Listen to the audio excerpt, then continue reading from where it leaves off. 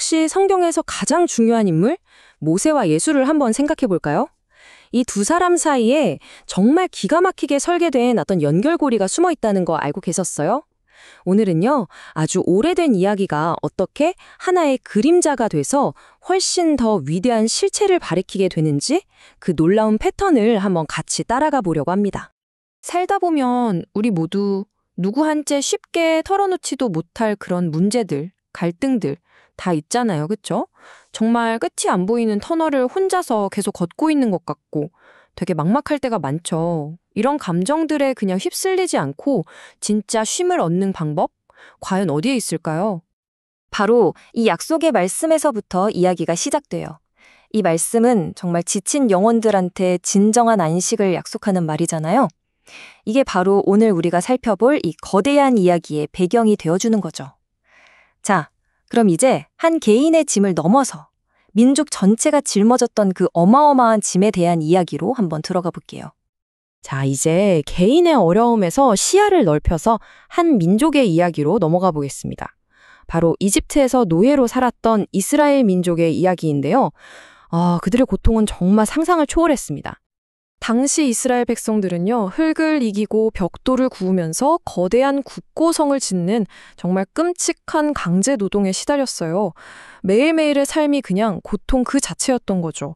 그들의 부르짖음은 하늘에 사무쳤고요. 이건 스스로의 힘으로는 절대 벗어날 수 없는 완벽한 절망의 상태였다고 할 수 있겠습니다. 바로 그때였어요. 하나님께서 그들의 고통을 보고 듣고 기억하신다 이렇게 응답하시면서 한 사람을 준비시키십니다. 그 사람이 바로 모세였죠. 모세는 그야말로 절망에 빠진 이스라엘 백성을 그 노예의 땅에서 이끌어내기 위한 하나님의 도구로 부름을 받은 겁니다. 자, 이제부터가 진짜 중요한 부분입니다. 이 모세의 이야기가 그냥 수천 년 전의 옛날 이야기로 끝나는 게 아니에요. 이 이야기 속에는 훨씬 더 깊고 중요한 의미, 그러니까 그림자를 넘어서는 실체를 향한 단서가 숨겨져 있거든요.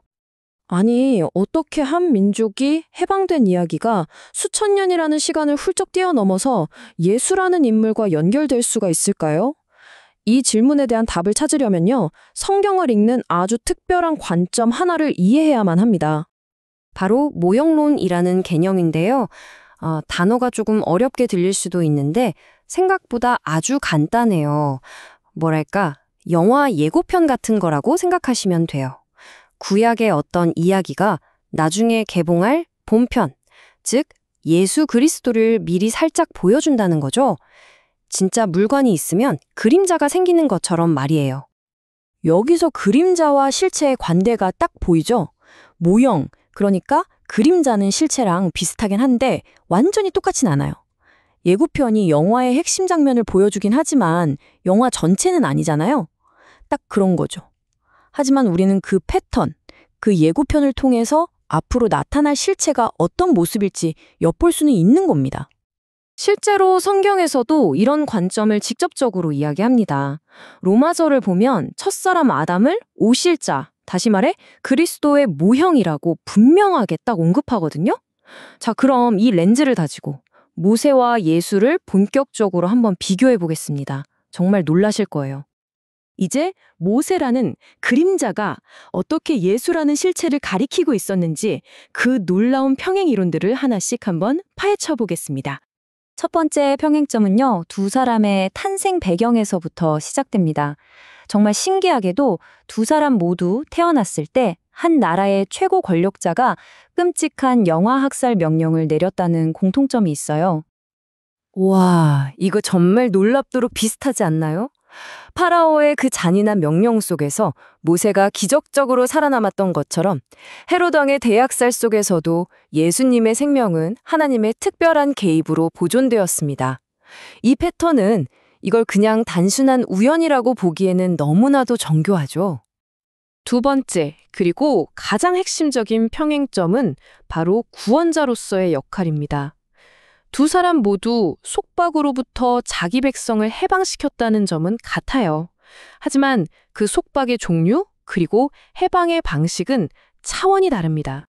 핵심은 바로 이거예요. 모세는 이스라엘 백성을 이집트라는 나라의 육체적인 노예 상태에서 구해냈죠. 하지만 예수님은 온 인류를 죄와 죽음이라는 훨씬 더 거대한 권세, 즉 영적인 노예 상태로부터 구원하셨다는 겁니다. 유월절 어린 양의 피가 죽음을 막아주는 그림자였다면 예수님 자신의 피는 영원한 죽음으로부터 우리를 구원하는 완전한 실체가 된 거죠. 그리고 신약 성경은 이 연결고리를 아주 명확하게 선언합니다. 예수를 우리의 유월절 양이라고 부르면서 모세 시대의 그 사건이 바로 예수 그리스도를 미리 보여준 위대한 예고편이었다는 걸 분명하게 밝히고 있는 거예요. 자, 그렇다면 이 모든 이야기가 오늘을 살아가는 우리에게는 도대체 어떤 의미가 있을까요? 이게 그냥 흥미로운 성경 해석에서 그치는 게 아닙니다. 이건 우리 삶에 직접적으로 적용되는 아주 강력한 지침을 주고 있어요. 모세라는 그림자를 통해서 실체이신 예수님을 더 깊이 이해하게 됐다면 이제 우리는 더 이상 과거의 그림자에 머무르거나 그걸 그리워하면서 살 필요가 없다는 뜻이에요. 우리는 완전한 실체 안에서 살아갈 특권을 얻은 거니까요. 그래서 우리 삶에서 두 가지를 한번 실천해 볼 수 있습니다. 첫째는요, 우리의 시선을 자꾸 흩어지는 그림자들이 아니라 영원한 실체이신 예수님께 딱 고정하는 거예요. 그리고 둘째, 그분을 통해서 얻은 이 진짜 자유를 내 마음대로 사는 데 쓰는 게 아니라 하나님께 영광을 돌리는 거룩한 삶을 위해서 사용하는 거죠.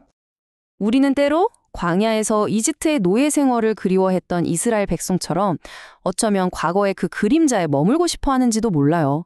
하지만 오늘 우리가 살펴본 것처럼 우리에게는 그 어떤 그림자와도 비교할 수 없는 완전한 실체가 주어졌습니다. 자, 여러분의 시선은 지금 어디를 향하고 있나요? 한번 깊이 생각해 볼 만한 문제입니다.